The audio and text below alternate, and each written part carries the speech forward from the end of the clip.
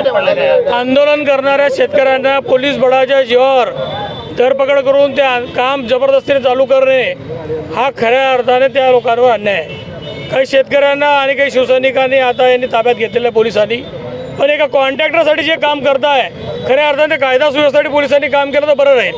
आजच्या काळामध्ये प्रशासनाच्या माध्यमातून किंवा सरकारच्या माध्यमातून त्या शेतकऱ्यांना एक आशा आहे, पण त्या आशा मोडकळीत आणण्याचा प्रयत्न महाराष्ट्र सरकारकडून होतो की काय असं मला वाटायला लागलं आहे। मी माननीय मुख्यमंत्र्यांना विनंती करेल की या शेतकऱ्यांची कायमची पोटाची भाकर जाते आहे, त्यांना योग्य मोबदला मिळाला पाहिजे, त्यासाठी त्यांचा लढा आहे। पण लढा चिरडण्याचं काम आपण करू नये, कारण महायुतीने खूप चांगलं काम आजपर्यंत केलेलं आहे आणि या कामामध्ये किमान शेतकऱ्यांच्या भावना समजून घ्यावा एवढी विनंती आपल्या निमित्ताने मी माननीय मुख्यमंत्री उपमुख्यमंत्री करतो। आणि सरकारच्या माध्यमातून आज खऱ्या अर्थाने मला असं वाटतं की हा अन्याय होतो आहे।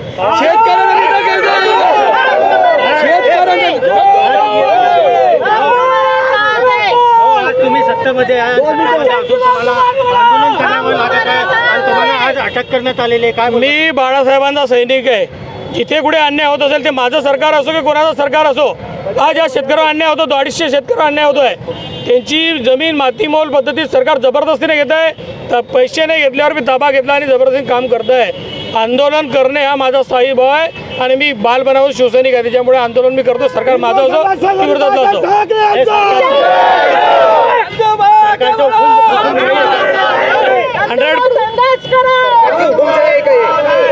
सरकारची प्रशासनाची आहे, प्रशासन या पद्धती काम करतोय त्याचा निषेध केला पाहिजे।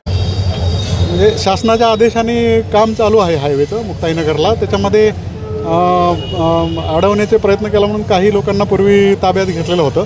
नंतर माननीय आमदार साहेब आणि त्यांचे कार्यकर्ते स्पॉटवर आले होते, त्यांनी पण काम अडवण्याचा प्रयत्न केला होता, तर त्यांना आपण प्रतिबंधात्मक स्थानबद्ध केलेलं आहे। तर नंतर आता वरिष्ठांचे निर्णयानुसार आदेशानुसार पुढे कारवाई होईल।